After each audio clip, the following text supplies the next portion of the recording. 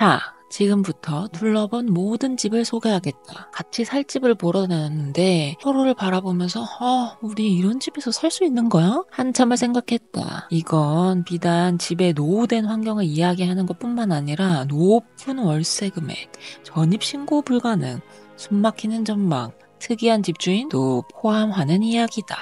역시 집 구할 때 별걸 다 보게 돼. 이게 지금 도로 상태, 신호, 주변 상황.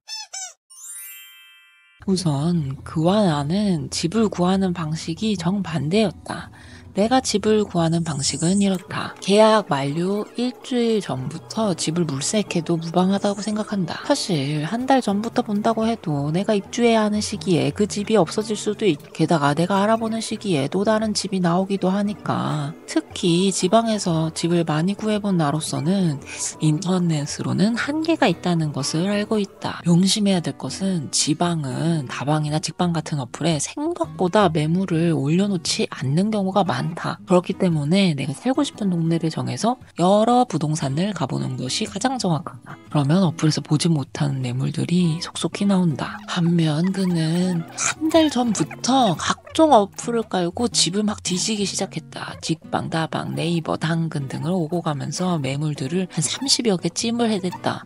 매일매일 매물을 확인하는 글을 보면서 존경스러웠다. 그래서 그에게 조심스럽게 혹시 알아보는 게 힘들지 않아? 그런데 그는 안 힘든데? 재밌어.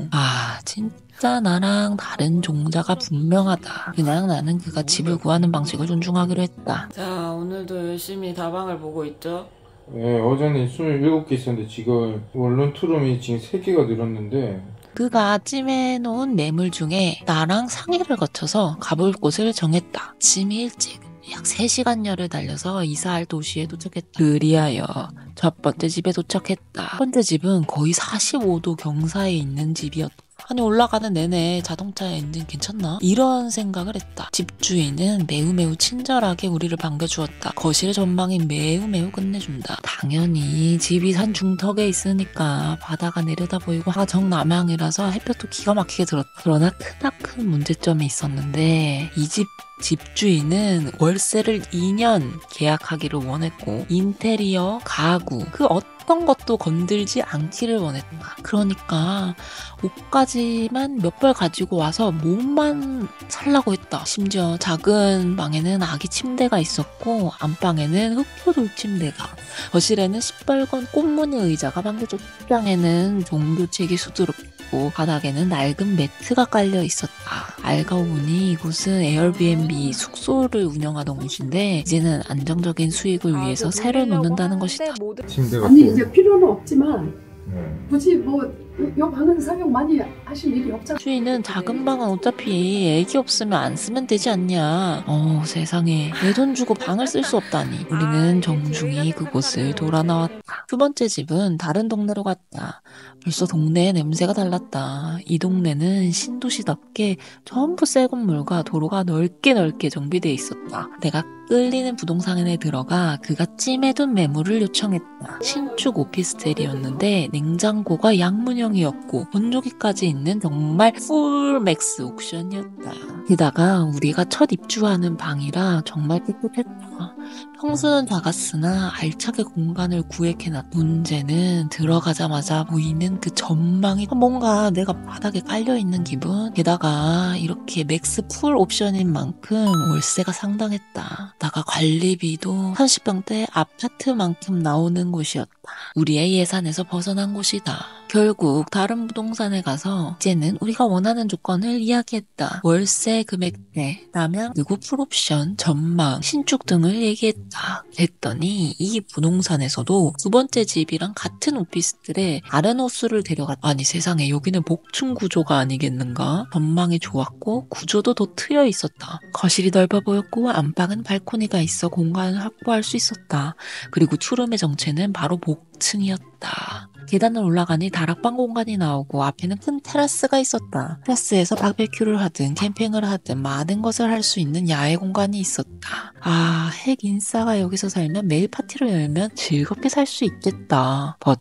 우리는 핵인싸가 아니었고 둘이 그냥 편안하게 살 집이 필요했다. 더구나 그는 복층에서 살아봤기 때문에 복층이 얼마나 단열이 안 되는지 알고 있었다. 아니 그냥 춥다. 층고가 높아 좋겠지만 복층의 바닥에는 온돌이 들어오지 않아 발바닥이 시렵다. 그리고 허리를 숙이는 복층은 우리 나이에 적합하지 않다. 30대의 지금 우리는 이제 안다. 허리를 몇 번만 숙여도 뻐근해지는 내 몸뚱이를 복층은 과감히 패스하기로 한다. 결국 우리는 윗동네에 집을 찾으러 갔다. 찾아간 부동산에는 굉장히 친절한 노부부 중개사가 우리를 반겨주었다. 안 그래도 딱 신혼부부를 원하는 집이 있다면서 보여주겠다고 했다. 놀랍게도 상담한 부동산 건물 위로 올라갔다. 그렇다. 노부부 중개사 건물이었다. 노부부는 부동산을 하면서 자신의 건물에 새로 놓는 건물주였다. 친절한 그들과 달리 집의 상태는 전혀 친절하지 못했다. 현장에서는 비가 새는지 집지가 얼룩덜룩했고 집안의 가구들은 죽여달라고 소리치고 있었다. 게다가 월세는 그 전에 받던 신축과 큰 차이가 없었다. 관리비는 3만 원만 받겠다며 엄청난 호의를 보이는 노부부 중개사에게 우리는 웃으며 조용히 나왔다. 이제는 다른 오피스텔을 타겟으로 옆 동네로 이동을 했다. 찾아간 부동산에서는 우리가 보고 싶은 오피스텔을 보여줬다. 들어가니 전부 다 전망이 좋고 거실이 확 넓어진 느낌이었다. 거실 전망은 잡초와 덩쿨이 무성한 언덕이 보여 자연자연 초록초록한 곳이었다. 안방도 넓고 수납 공간도 충분했다. 게다가 화장실이 2개라 뚫렸다. 사람이 살다 나간 흔적이 보였고 그럼에도 꽤나 깨끗했다. 월세도 우리가 감당할 수 있을 정도였고 여러 가지로 괜찮았다. 그러나 이 집의 문제는 북서양이었고 작은 방은 창이 없어 거의 어둠의 공간 같았다. 불을 켜도 뭔가 어두침침하고 답답했다. 앞서 얘기했듯이 나는 부평에서 살 수 없기 때문에 땡이었다. 이 오피스텔이 꽤나 마음에 들었던 우리는 다른 집을 보여달라고 요청했다. 중개사는 딱 하나 남은 동향집을 보여줬다. 세상에 정말 특이한 집 구조였다. 다이아몬드 집을 본 적이 있는가? 정말 신기했다. 중개사는 잘 꾸며놓으면 괜찮을 것 같기도 하고 하면서 혼자 중얼거렸다. 우리는 열심 와, 이 공간을 대체 어떻게 활용하지? 하면서 놀라워 금치 못했다. 안방은 퀸사이즈 침대가 절대 들어가지 않을 비정형 공간이었고 그러니까 거실이 다이아몬드 모양이고 중앙에는 화장실, 양쪽에 방이 보이는 구조였다. 특이한 구조 덕에 안방, 화장실, 작은 방까지 한눈에 보이는데 가히 놀라웠다. 우리는 이건 안 될 것 같아요 하면서 나왔다. 그 뒤로 다른 부동산을 더 갔다. 신기한 집을 많이 보았다. 새를 분양받은 한 개인은 오피스텔로 용도 변경을 하여 세입자를 구했다. 호텔에 살 수 있다고 생각하니 신기했다. 호텔이기 때문에 필요한 침구는 다 있었고 복층에도 침구가 있었다. 테라스에 나가니 뷰가 정말 좋았다. 밤에 갔는데 이 정도라면 낮에는 참으로 좋았겠다. 그러나 요리를 해먹는 우리로서는 주방이 너무 좁았고 복층은 당연 탈락이다. 또 다른 집은 원룸 형태의 복층이었다. 여기도 오피스텔로 매매해 숙소로 사용한 집 주인의 취향을 알 수 있는 인테리어였다. 유럽과 중동을 오가는 그 어딘가의 오묘한 집. 여기 복층은 더 심각했는데 허리를 접고도 무릎을 꿇고 기어가야 하는 구조였다. 그냥 말 그대로 보여주기식 복층.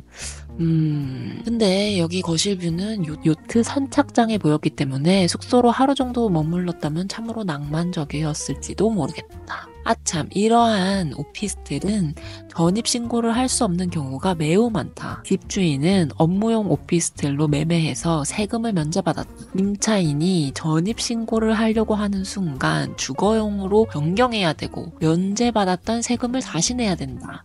플러스 주택으로 잡히니 다주택자로 세금이 더 붙는다. 그러니 임대인은 오피스텔에 전입신고를 원치 않는 경우가 매우 많다. 근데 그거는 임대인 사정이고 임차인인 우리 입장에서는 전입신고를 못한다니 이거는 절대 있을 수 없는 일이다. 현실적으로 전입신고를 꼭 해야 되는 이유는 다음 편에서 꼼꼼히 알려주겠다.